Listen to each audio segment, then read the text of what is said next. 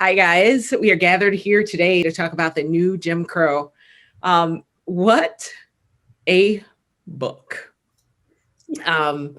So in thinking about how to discuss this book, I didn't even know what to do because I'm like, oh my goodness, like this book covers so many things from so many angles. None of them are like fun, right? Like there's no fun way to jump into the topic. And so I was thinking about that a little bit. So I thought that I think that one of the questions that I am most curious about is if you were describing this book to somebody in a sentence or two, how would you do that?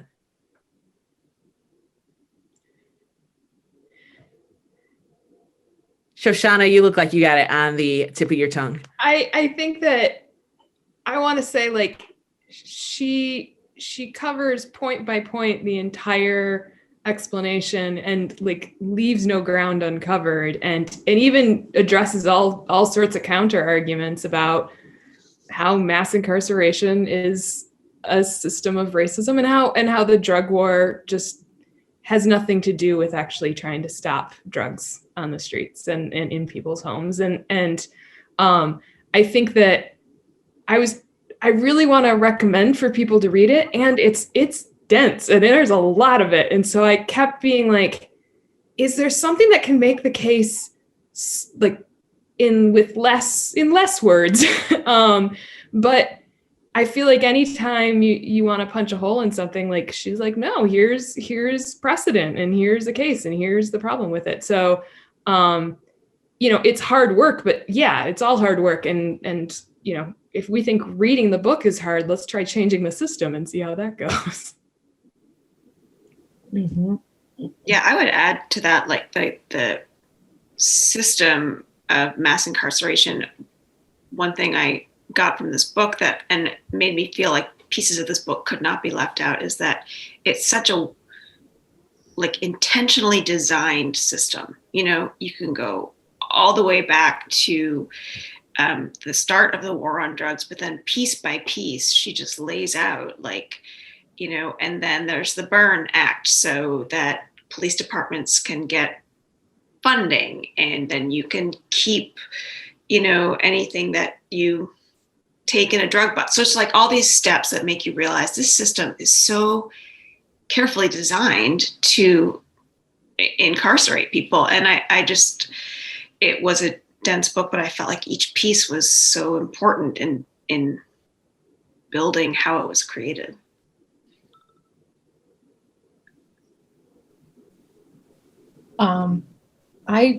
I read this 10 years ago, and then I've just I haven't gotten fully into it the second time, but ever since I read it, I've thought of it as is the quintessential book for people to understand what systemic racism is and how clearly our country has been designed around it and using it as a way to control people. So yeah, I still agree. I mean, and all with the idea that it should be read, especially people that don't agree with my political views. Would probably be the last people to read it, but it's really, really, really important. I think for me, as someone who was, so I was born in 1985. So 3 years after the drug war was declared. And I remember all of the media hysteria as a small child about crack and all of that. And it's something that it actually makes that all make sense now. It's actually just okay, this is why this happened. It helped me, not that I was I certainly absorbed those narratives, and it wasn't like I went into the book accepting those narratives as truth, but it just helped me understand the context in which I grew up. And yeah, so just for that alone, it was really valuable to read for me.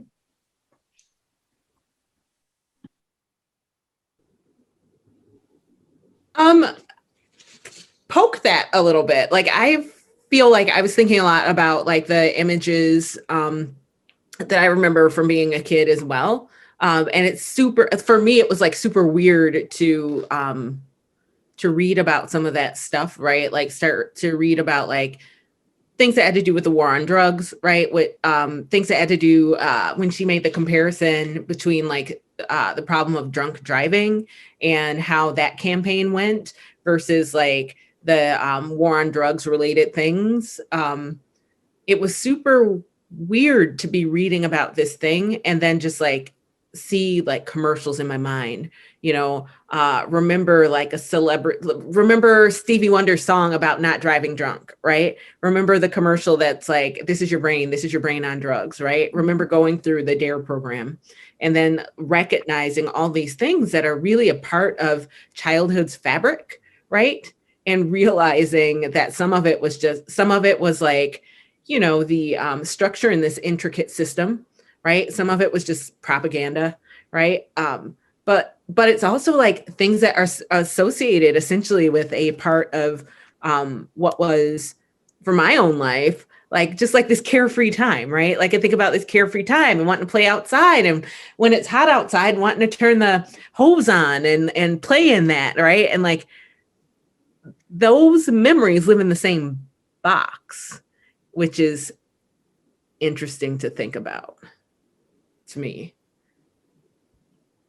right? Like when you're thinking about the era where you took in certain propaganda that's harmful to other people and it lives in your, like your happy memories box. Like what does that mean, and what does that look like in places that you're not explicitly looking at it heads on? And then like how does that impact the way that one addresses issues when you're in a decision-making capacity, for example, at the ballot box, when you're deciding which issues to learn more about, right? Because, everybody has a finite amount of time and resources. And like, do you choose to learn about the things that you think don't impact you?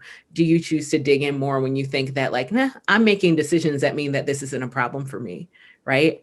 And then like, you're like, oh, wait, I think that way because I was explicitly told to think that way so that I could participate in this system and not know about it.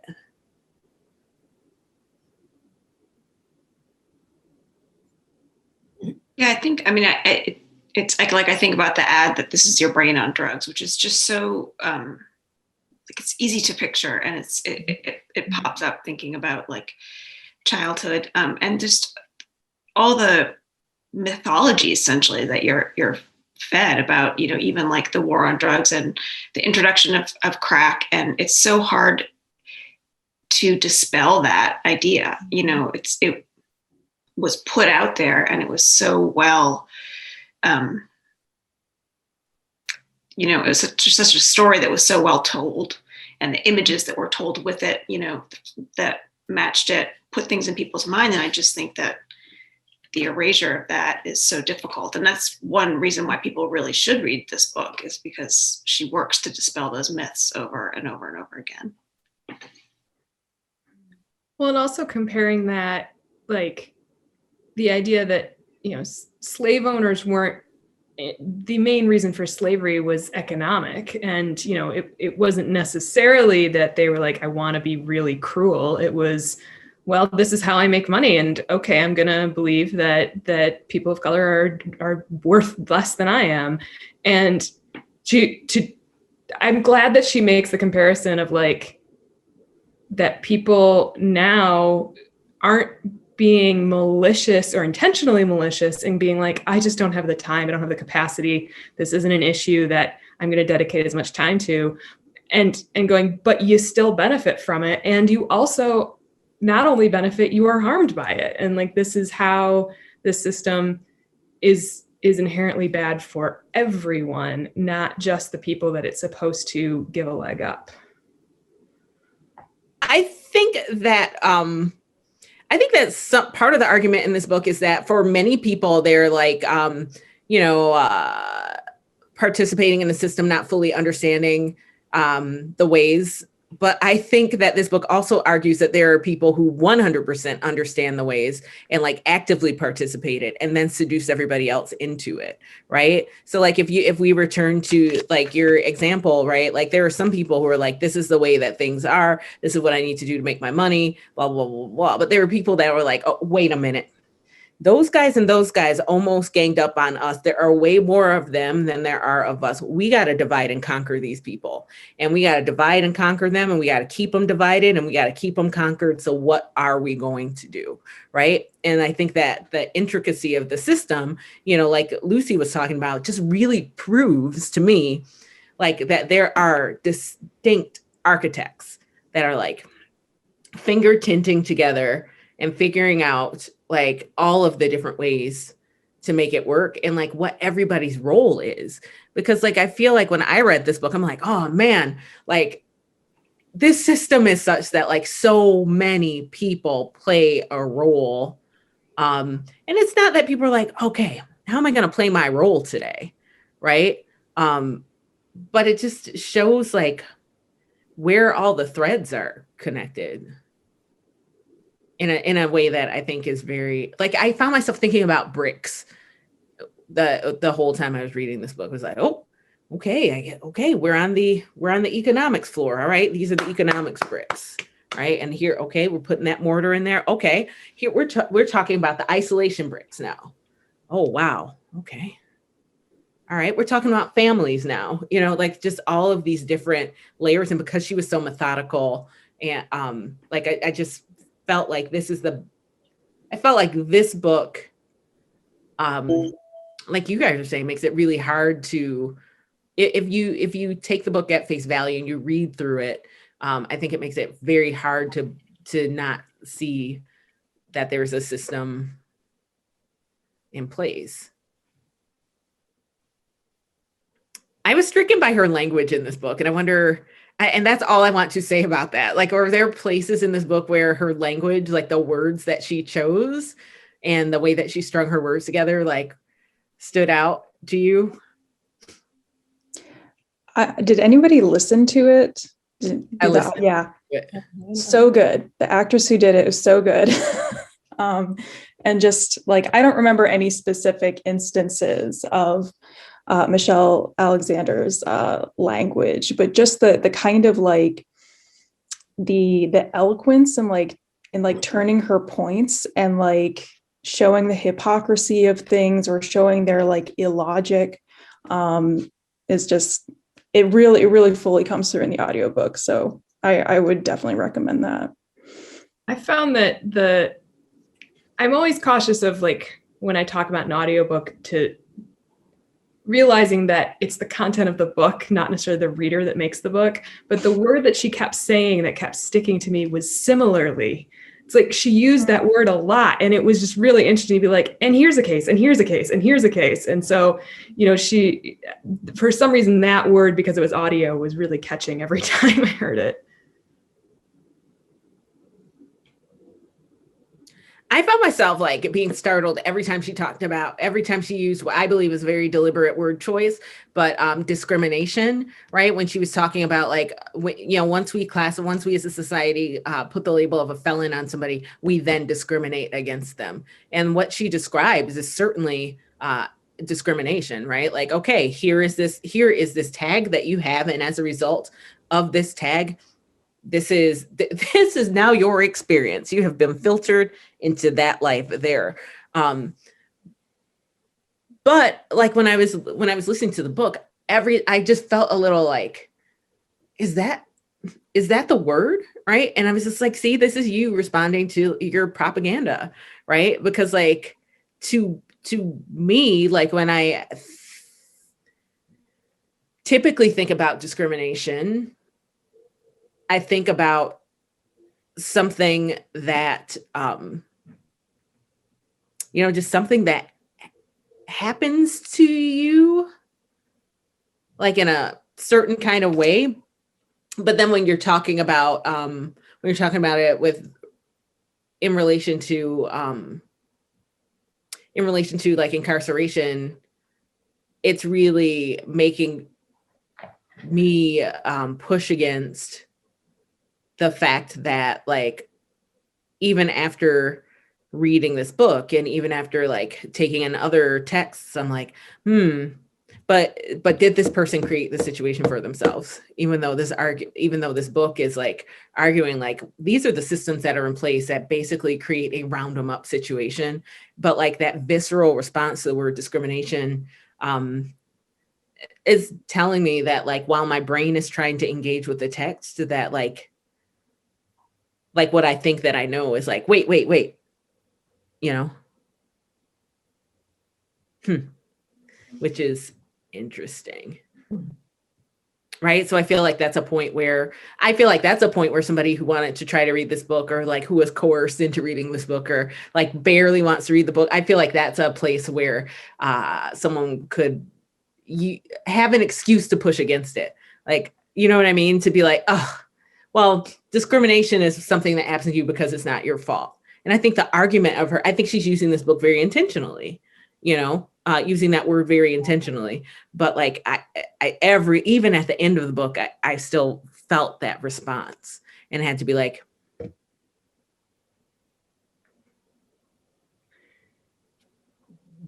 and just really push against it. She has this, I wrote down this quote where she says, criminals, it turns out, are the one social group in America we have permission to hate. And that really just like, that kind of like what you're saying about discrimination, but I just was kind of like, made me think about the word criminal and how we use it, and how quick we are to label people. And then once you are labeled with that, how that changes the outcome of your life. And I guess once she said it, I was like, oh yeah, that makes sense, that, you know, but I just hadn't thought about it so specifically. And I heard an interview with Michelle Alexander where she speaks to a lot of church groups, and she was saying to the church group, like, oh, everyone here is a sinner. We're all sinners, right? And everyone's like, yes, they nod their head. We're all sinners. And then she says, and we're all criminals.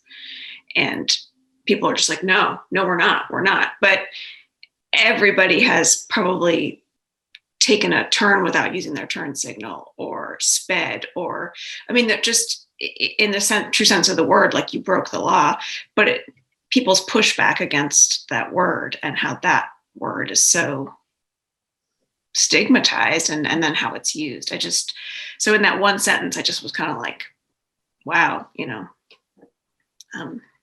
Yeah, and the fact that the civil rights movements have always tried to have like the perfect, totally unflawed person in order to make the example, as opposed to like, we're all flawed. Why doesn't someone who's just as flawed as the average person get the same rights and opportunities? It's like, just because you don't like someone doesn't mean they should have less rights than you. Yeah, about language, I was struck by how intentional the coding was of not just criminal as like a bad stigma, but criminal as code for like, who do you think of when you think of the word criminal? Like, you're usually picturing someone of color, and how intentional that was. Like criminal, felon, thug, we hear a lot in like headlines, even like welfare recipient. Like it is very intentional how language has been changed to code for race, which was really like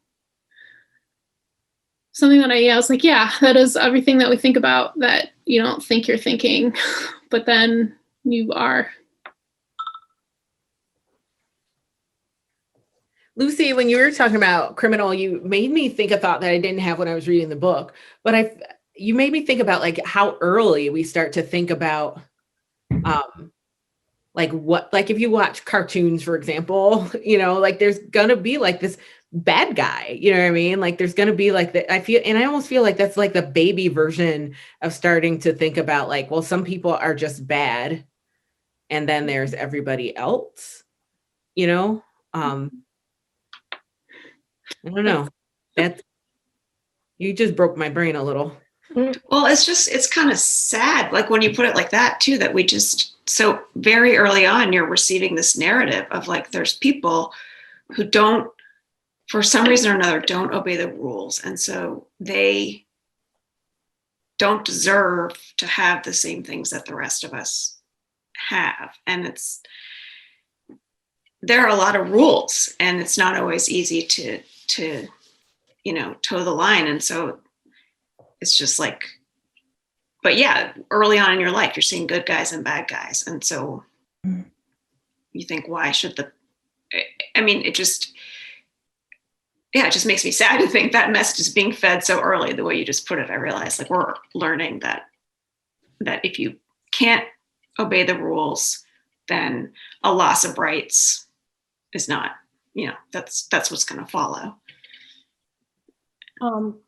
Thinking about when you were talking about learning at a young age, what I was conjuring up is how many young people, typically Black boy people, kids of color, have a tendency to be expelled or suspended more, frequently, and so it starts on that end of things at a young age too, where there's a lot of we hear a correlation of what, like say Tamir Rice, for example, he was being a kid, but a kid, Black kids aren't able to be kids because they're like adulticized, if whatever infanticized is the opposite of, or, to the extent that, that's a reason for, coming down hard on folks, on people of color at a young age. Like I'm thinking of the situation, I think it was in the summer, it was horrible.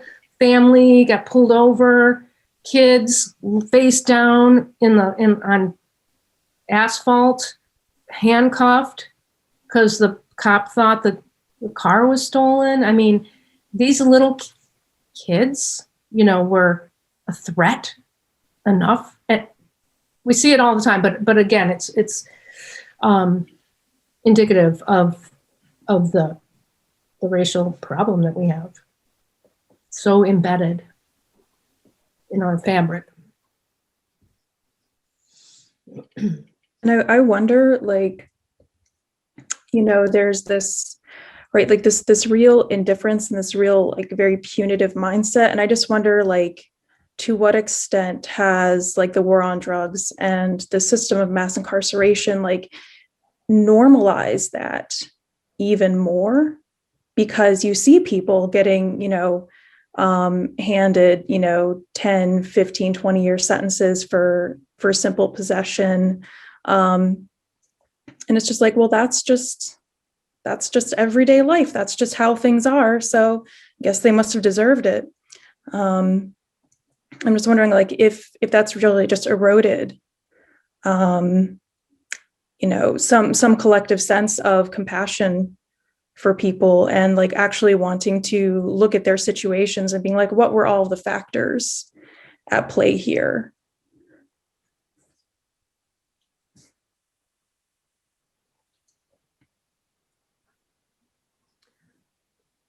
There are a bunch of places that one could go from here. You made me think about the parts of the book that were talking about the shame element, though, right? So like, who knows, right? Like, who knows about these sentences that if they're adjacent to your community, right? Because like if they're, we have decided that, as Lucy quoted, that the criminal is the person that everybody gets to hate, right? And so like, if you have somebody who got caught up in one way or another, like, you're not wanting to talk about it, right? And so like, so I think that in some ways, maybe like this problem that is not necessarily an abstraction in people's lives kind of functions as one, like if you're bearing that alone, right? Like, I don't know. But that part was like interesting. And especially I found myself thinking about elements of this book and things that she illuminated and pointed out, and then like comparing it against something that I don't know. I'll give you an actual comparison. So like when I was thinking about the chapters that were talking about the isolation of both people who experienced the incarceration, and then like the way that their families experience it, right? And like there was a lot of description that the words that were coming into my mind included like isolation, loneliness, lack of connection, right? And then think about like how we're talking about that now, right? Like in this era where like there's been this year where people's social lives are disrupted, right? And then like we've been hearing about it so much from like so many people. Like some of our lives have been like impacted in the scheme of things in minor ways. Like I would put myself in that category, right? Like we work for place, everybody was allowed to work. Like we are not going in, but like the basics, like the ability to pay for things, the ability to like, I was fortunate enough to not have lost anybody and things like that. But like still like thinking about the impact of just this different experience, and like people in my own circles, right, who have been similarly privileged. And it does not compare, right, to these situations at all, right? And so like, what sort of superhuman resilience are we expecting from like these folks who we as a society like round up, cage, and make money off of, right? And for some people, harvest better self-esteem out of, right? Like how are we even expecting these people to live, right? And I think that we're not. Like I think that we're just like, okay, which is not good. What'd you learn in this book that you didn't know that just made you feel like I want to tell all of the people this fact? I think my thing was just, the very intentional political choices of Reagan in terms of like, okay, let's not talk about race, we'll talk about drugs, and then we'll do this so that we can get votes. And there was this point in time where everyone was heralding Reagan as like the ideal president and things. And I was just getting so angry. And then I really appreciated that she points out like how much Clinton did it, how much Obama did, like how much people who were in power were still talking this language of oppression to their own like location and power's benefit. So that was interesting. The other was the point, and Marissa, you made me think of it, is where she talks about if you were to say white crime, everyone instantly thinks white collar, but no, like if you think white crime, that's like no, that's not a thing. But it's like, but you can say black crime and that's fine. And so there are just a lot of things that she really puts sort of the binary, like, well, twist this the other way and see how you feel about it. And going, oh no, like the fact that people can be denied every right, that most of us, if we were to be caught in a situation and accused of something that we didn't do or that was minor, we would think, well, we'd still have this right. And it's like, nope, not if you look different.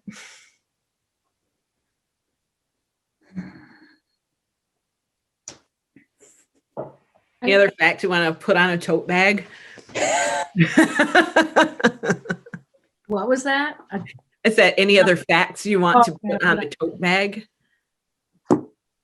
One of the things, and since I didn't get through it all, but didn't they talk about the prison complex and how that's the big business, that woke me up when I first read it.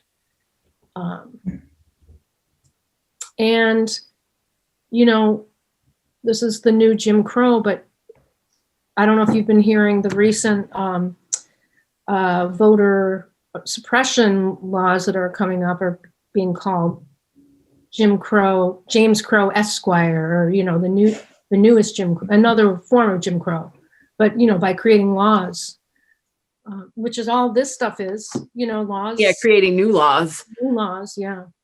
More explicit laws. Yeah. Or just different, because like this is just a different it's the same piece of origami paper, man, folded into a different shape. Because you know, like for example, one of the states recently just allowed just made it possible for people who have been convicted of felonies to vote, right? And then it was like, nope. What we're going to do now is we're going to make sure that they cannot vote until these fees are paid. And then activists are like, we'll take care of that. Let's raise some money for these fees. You know what? Nope. We're going to make it so that nobody else can pay this fee for them, right? Like these laws are like very back and forth, or even with the gutting of the voting rights act.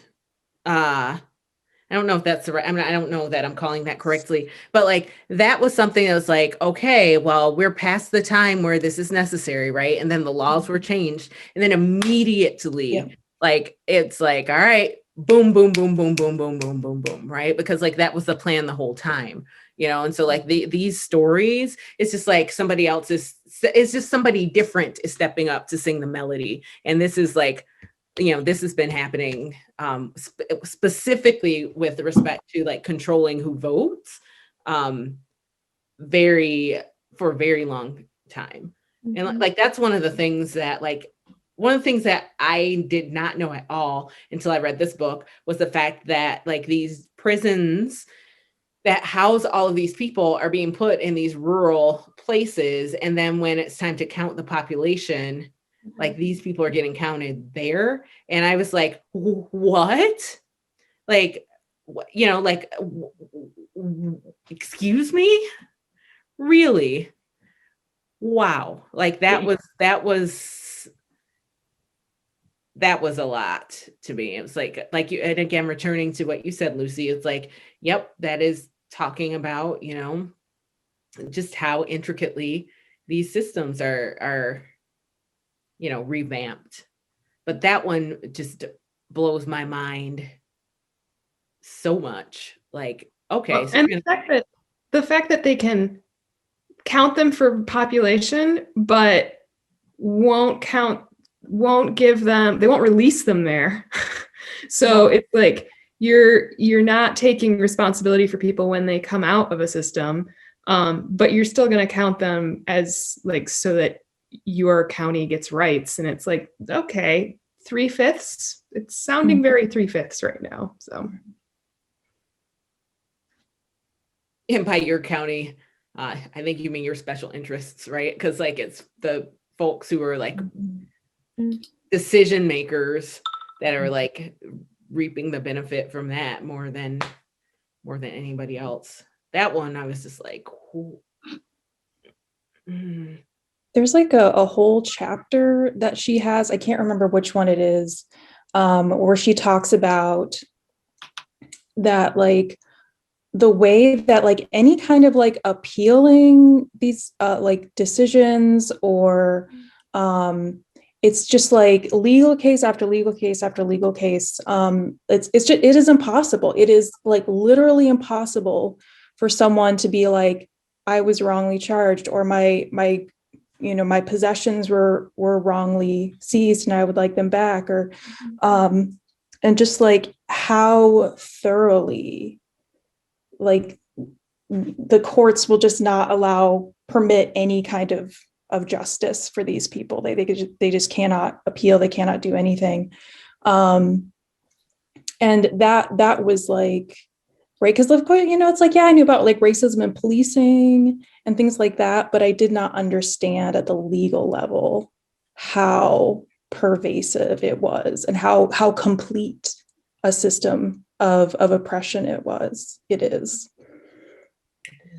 Yeah, there's even that, I think it's in that same part of the book where she talks about a list. It's sort of a list of what criteria make a person suspect, or you can pull this person over, or you can, and it's like, they're driving by themselves, they're driving with someone else, they pay with small bills, they pay with big bills, they're nicely dressed, they're not, it's like, you know, it's just basically they thought like, what can a person be? and then let's list all of those things. But, there's no room for argument because you're going to be one of those things on there, So I just think, it's like every little piece is just covered and thought of, and it costs a lot for criminals to be in the system, like personally, that costs them money. I was surprised by all the fees that they got charged just for being part of the system. It doesn't compute really. Mhm. Yeah, I know you asked for facts, but I feel like many of the concepts at least were somewhat familiar to me. Of like at one point I had heard some headline about this part and I had kind of been vaguely aware of this thing, but this book really just like put it all together in like what Emily was talking about, just the whole system, and just very carefully stripping away rights, very carefully, like the whole thing together is really the takeaway of like why this book was so impactful, of all these things that maybe are filed in your brain somewhere, but here they are all laid out in a systematic way that is impossible to ignore. That's not going to fit on my tote bag, but other things. But there was a fact that I learned, funnily enough, not from this book, but that there was a Supreme Court case where they ruled that police do not have a constitutional duty to protect. They do not have to protect. And so even though it's not something that was in this book, it's like that is kind of emblematic of everything in this book. Like they are not here to protect people really, which is, Wow. yeah. I've been listening to a couple podcasts, one for a while, Ear Hustle, and which is, if you're familiar, it's before COVID, it was done inside San Quentin, but so that some of the folks are out now. But anyway, just hearing that, and there's been another one I just listened to. It just really exemplifies how stripped of any kind of humanity, if you've been in prison.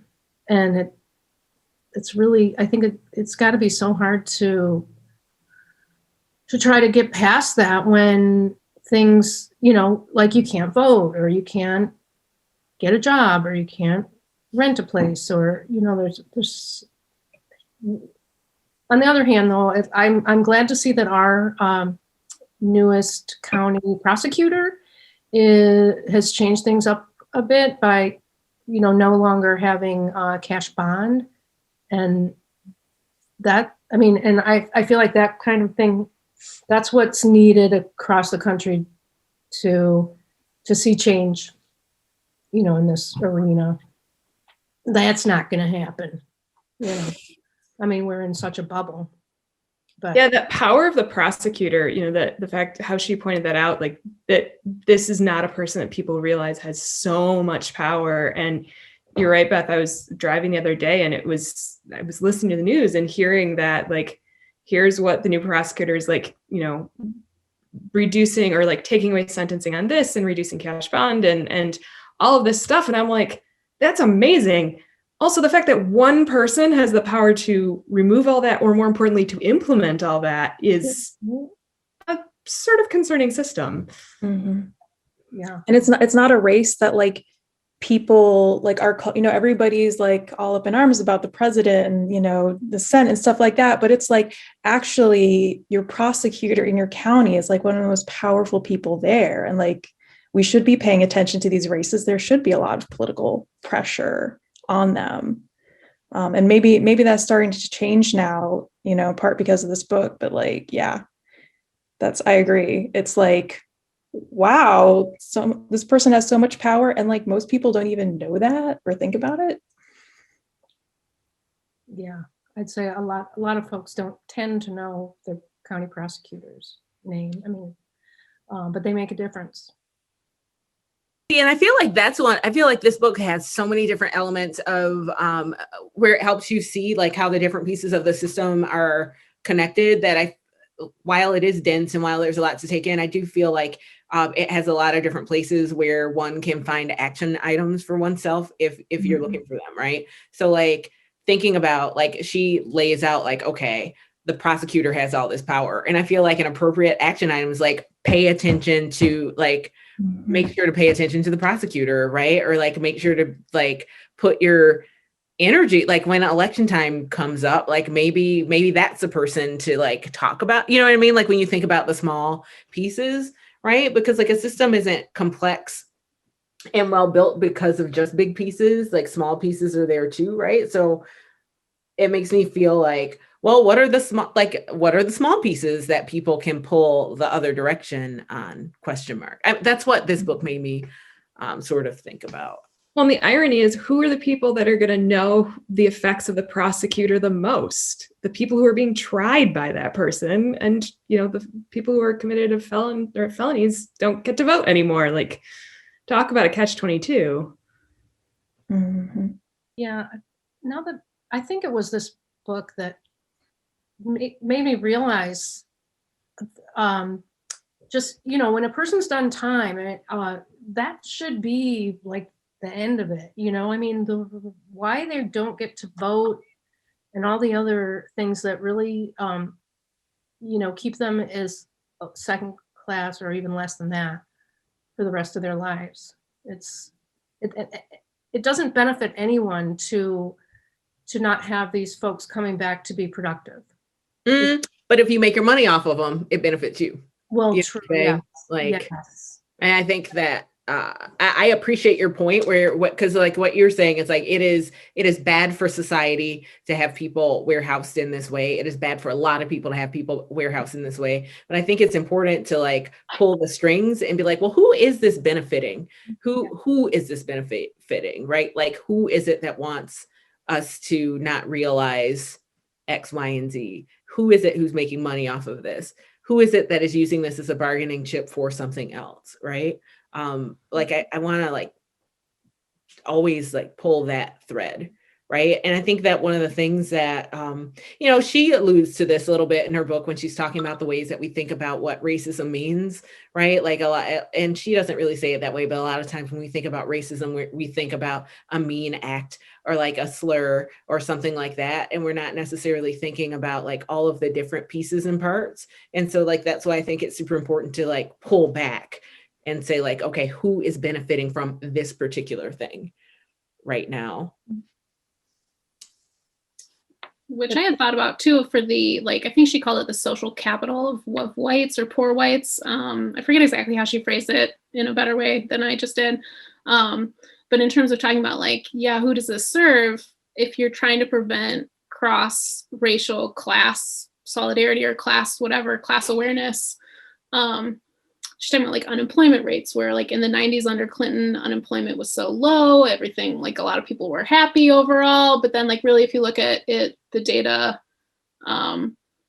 unemployment in Black men was like record high. But if white men are complaining about not having jobs, how do you get poor white men to be happy? Or like, how do you prevent them from wanting change that would benefit across race lines, where it's you keep them employed, you keep them like at least marginally better, like really, really reinforcing the racial divisions to reinforce our economic system, if that makes sense.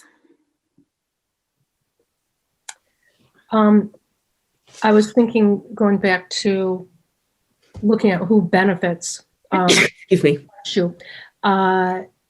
What some of the issues going on with folks that are not citizens that were, at risk of being deported, got picked up too, and have been incarcerated. Same thing was divulged last year. Like follow the money to that, and it was Betsy DeVos's family, or who knows who, but I mean that's what I recall. I'm pretty sure that was the case. But so yeah, people are benefiting from the process of deporting, non-citizens. And there was in the reintroduction to the book, she really draws the two together, the folks that are not citizens or whatever illegal, not illegal. Undocumented. Undocumented. Thank you. Undocumented and people that have broken the law are being, they're kind of, those things are thrown together. And in actuality, being here in this country undocumented is not a felony, but it's been treated like one, so. Yeah, I was expecting Sherlani to ask your question around like what context are you reading this in, and Beth reminded me that I've been hearing lots around the quote unquote surge of immigrants coming to the border seeking access to the U.S. and they're being overwhelmed, and there's commentary being like, okay, where are all the people who are screaming about, immigrants and minors being held in cages, that they're being held there now too? Like, why under this administration are we not talking about it as much? And part of it is the administration's trying to deal with it. It's getting overwhelmed and trying to figure out like what is political calculus of like how many do you let in? And really it's like you need to rethink the whole system. Like, think about every single person coming over the border as a survivor of trauma and treat them that way. Sort of the same thing with this, like, well, how, what would happen if we let every single person out of prison who was in there for nonviolent offenses? It's like, yeah, then you have a lot of people who need housing and education and access to jobs and things. And it's a massive thing to think about. Doesn't mean you shouldn't do it. Yeah. So, but I think that's the fallback that I see a lot of well-intentioned people. It's just like, oh my God, it's just so much. Like, it's hopeless to try and fix it all. It's like, that doesn't mean you shouldn't try. Like, as much as this was a thick book, a long book, when she says it, like the second to last chapter, like, this is not the book where I'm going to make recommendations about how things should change. And I'm like, that's what I was hoping for in all of this. So no, just pointing out, like, first we have to face it. For sure. Well, now that you brought up my favorite question, I'm dying to know what, especially like you saying that, I'm like, they all came with an answer to this, and I'm not asking this question. So what other things were you thinking about, like in terms of like media or other materials that you're consuming right now as you were making your way through this book?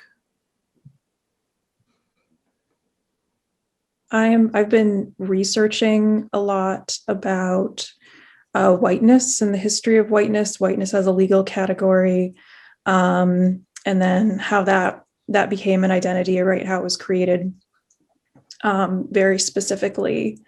Again, as we're saying, to divide and conquer. That's the only reason why this idea of white people was even created. And I think that, like, what's interesting to me is the way that like whiteness keeps hiding itself, and that like the way that these systems of oppression are colorblind. And she talks a lot about that's like probably one of the biggest obstacles, is that people don't want to talk about race, and that just like this function of whiteness just to kind of like make itself invisible, but also dictate the terms about which other people are talked about, and that we no longer say, a Black person. We just you can say criminal and a certain image comes to mind.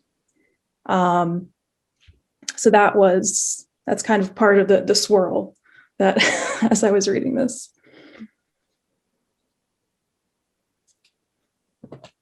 I found it hard, or I thought it was interesting to read this book during this particular time, and think about how COVID, hit people who are incarcerated, and how once again it was an indication of the fact that that's like a disposable population for us. I think that a lot of times people who are incarcerated are thought of as disposable before they even get into the system. They might be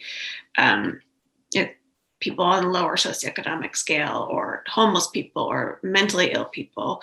And then when this thing has ravaged our country, how like that's the last group of people, I think, or that group of people there wasn't a lot of thought on how to care for that group of people, despite the fact that the very environment that they were in was really extremely dangerous in this kind of situation. So that was like always in the back of my mind when I was reading this book, thinking about like, what is it right now?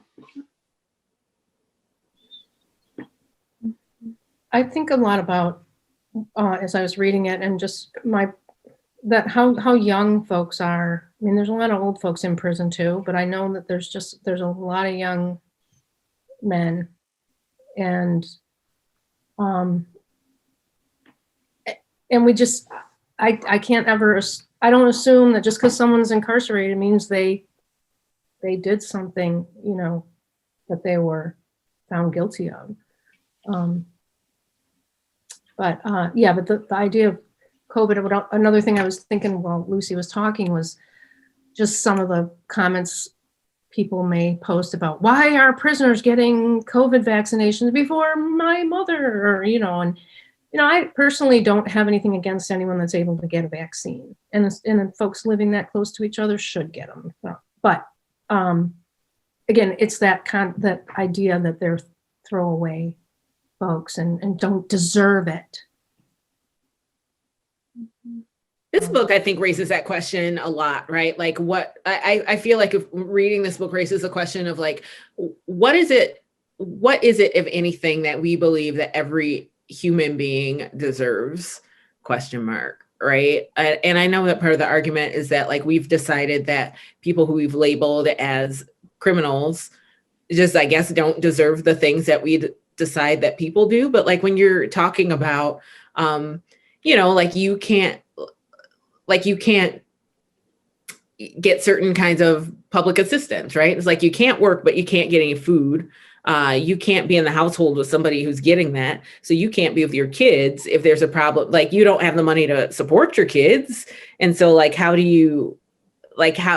but then like if the household is quote broken, like that's another notch against you. But this whole system is just like making all of that true. And it's like, again, like what kind of superhuman resiliency are we expecting from people, right? The other thread that this book makes me want to pull is like, what do you expect the person in that situation to do? You know what I mean? Like, I feel like there's a lot of like, well, these people should have just made different choices. When? Mm-hmm. Like, what day did you want a different choice to be made? And what did you want that choice to be?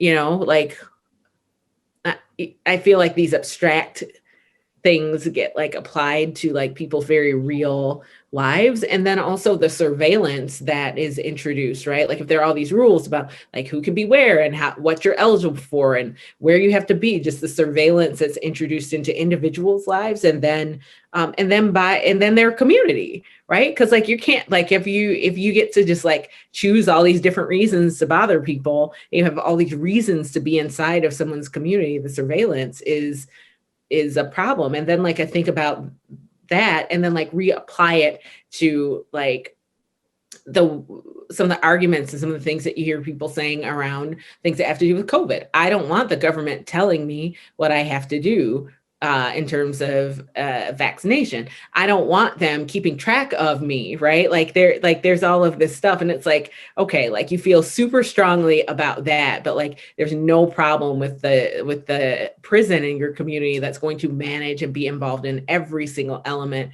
of like this person's lives.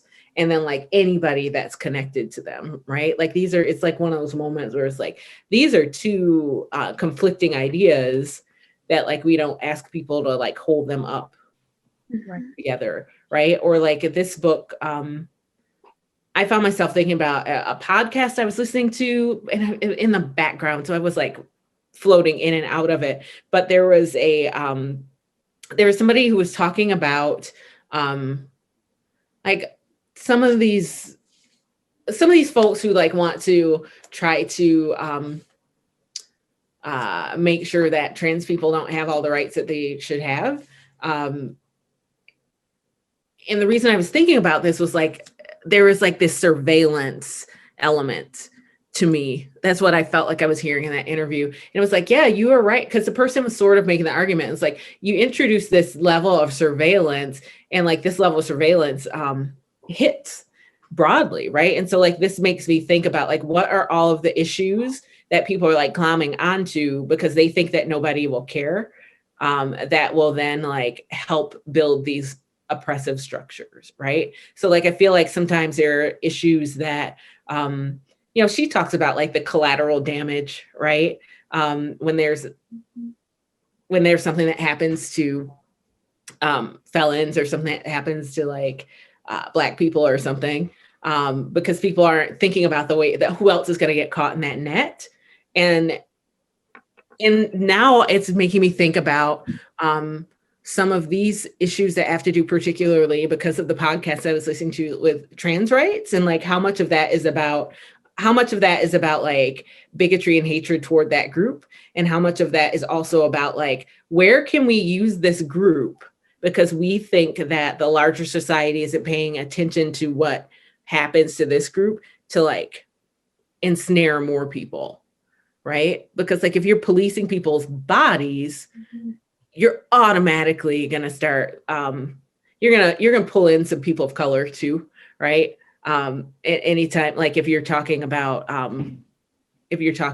like things that have to do with gender presentation, and I say that because of the way that we talk about, say, athletes, right? Like, think about the way that we look at like Black athletes' bodies versus others, right? And so like, I see like this very, this book is making me see that connection. This book is also making me like poke that question though. Because it's like, we should care about all of the issues because they're happening to anybody. We don't like, I always want to push against a little bit the idea of like, oh wait, this hurts everybody, so we should care. Well, we should have cared when it was hurting that person because it hurt that person, and so this combination is making me think about that. And then like reading this book, like while the Atlanta shootings happen, is just making me think about the ways that white supremacy works, right? Like, I think that you can read any book about anything that talks about how race impacts one group applies across, like, even if people's stories are different. And I think it's important to like recognize everybody's story and like how the different factors are different, but like there's a common thread. It's like, this dude goes and kills a bunch of people. And it's like, oh, we don't know if it was about race. And to, like Trevor Noah said on his show, it's like, your murders speak louder than your words, he's like, and it's just hard to think about that. It's just like, ugh, like, yeah. And then it makes me think about like how the divide and conquer works on us intellectually too, right? Because like, if we're like a common thread in some of this violent, like there are some common threads in violence against all sorts of people, right? And like I said, I think it's important to think about how it impacts people differently, but I also think it's important to clarify the main thread, right? As well, because like, how do you,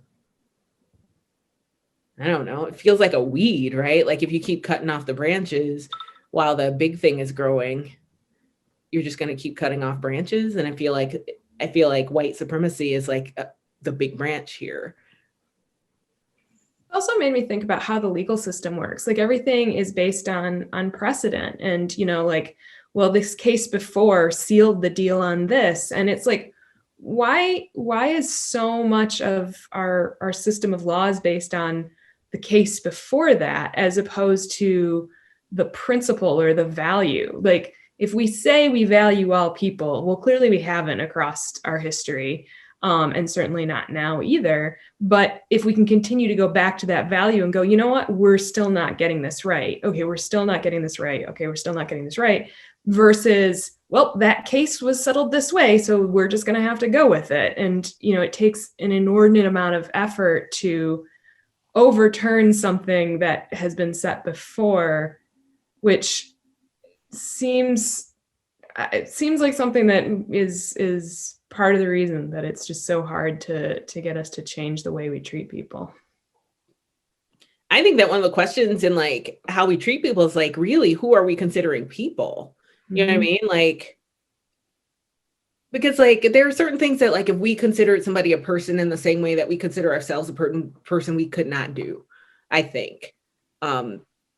And like when we think about like, and Shoshana, you made me have the thought, right? When you're thinking about like laws and how they roll back, and it's like, well, when you think about the laws and who they were written for some people, and they were never written for other people, right? And like everybody else had to claw and scratch to get little snippets of recognition, and continue to do so. And so I feel like in some cases it's like, who are the people? Who are we considering the people? And when we're considering different people for different reasons, right? So like when we're considering those people who we've locked up in that big old cage over there, people when we want our district population to be a certain point, and then we are not considering them people. I'm going to consider like my wife a person, but I'm not going to consider anyone else in her racial group a person, because like I need her to be a person because I'm married to her, but everybody else, yeah, I don't, they're not people to me. I mean, like we do this. I use those two examples, right? Because one's very far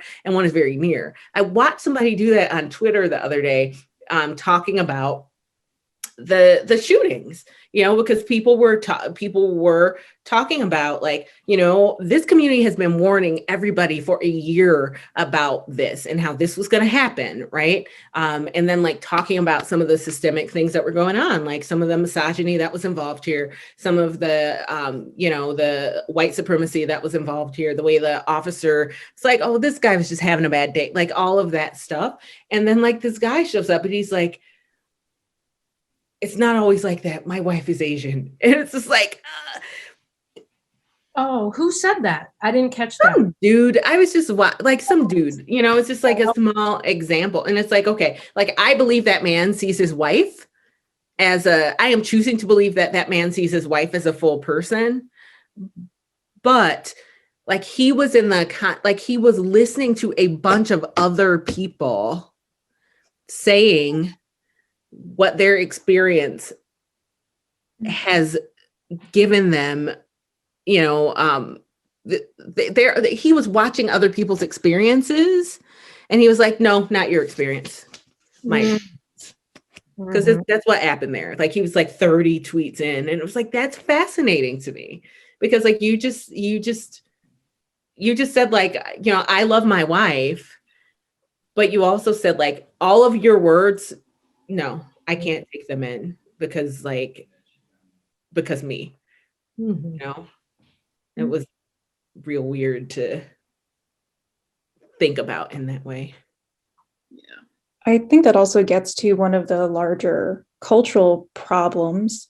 And I think especially seeing this among white people, which is this idea that like, if I personally didn't experience something, it doesn't exist.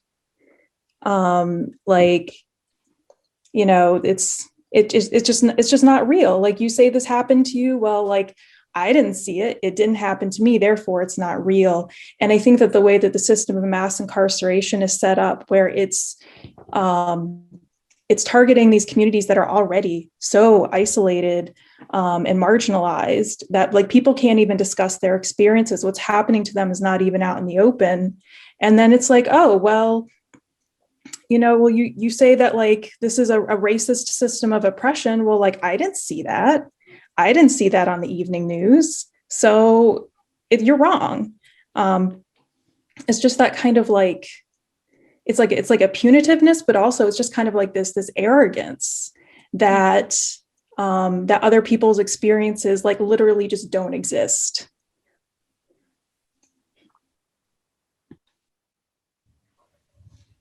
So what closing thoughts do we have today? As we've tried very hard to chew on this very dense book for an hour or so. I'll combine it with your other final question that you usually throw at us, which is what do you want to read next? Because I'm really excited to read the next, or I guess it's not the next one in the series, The Invisible No More, which is about police violence against Black women and women of color. Because I did think a lot about that when I was reading this book, that it is a lot about masculinity and how Black men are treated in the system. And there were a lot of examples of women and how they also aren't treated well, but I'm just excited to dive into that one. Yeah, going off that, Marissa, because I always like finding articles written by whoever we've just read that are very recent. I just found an article by Michelle Alexander that's from February of this year, so it's very recent, and it's about why the tipping wage is a legacy of slavery and sexism. And it's like, of course it is, but I had never thought of it in that way. And let's check that for a minute. But yeah, I want to see what else she's talking about these days. That is so fascinating to me. I'm going to tell you guys a secret, which isn't going to be a secret because it's like here. I will always tip people of color 25% at least because I know they got screwed out of tips, and like they could give me the worst service ever. They're getting a smooth 25%, and if they did a really good job, they might be getting 30 because I just cannot eat. I mean, it's so silly. But it's just like, nope. And if I'm with somebody else and the waiter is like another person of color, I will check that tip. Like I will be like, or if I just don't trust the person, I will smoothly leave some more cash on the table because I will not participate. That is one small, I mean, I'm not presenting this as like some big thing, but that is like one tiny thing that I'm like, I will not participate in that. Like if you're eating out and somebody else is like doing all the stuff for you, I feel very strongly like if you have the resources for that, you have the resources to tip properly. And at my table, no person of color will be under tipped ever. And she talks about how like one of the other wait staff, like who was an older white woman, like she told her like, anytime you see the rednecks come in, I'll take that table and you take mine. And it was just like an interesting, like the fact that her colleague at this job, like said it that blatantly and was like, this is what we're going to do. And it kind of being a joke, but also like a really sad joke that this is. Like, I think that illuminates why it is so important that people are deliberately dividing and conquering, right? Because like here are two people who are working a job where people are coming at them in all kinds of ways. They do this together. They have seen what happens to each other. They are experiencing the same things and they connected, right? And that is why the divide and conquer is so important. I know I want to read that article. I'll email it to you. Anybody else have closing thoughts or like what you want to read next?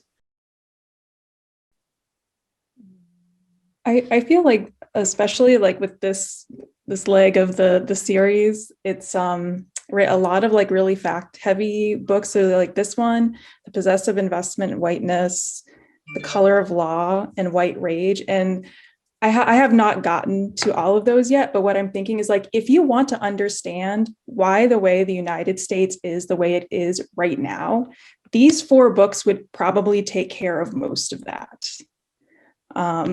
So yeah, it's like, I just think that this book was, it was super sad and depressing to read. Like it was, but it was like, okay, I understand. And I would recommend it to anyone who wants to understand the world in which we live. Thank you guys all for being here. Thank you guys for wrestling this book. And like always, it's a really good conversation. And you guys all made me think about things that I wouldn't have thought about otherwise. So I really appreciate that.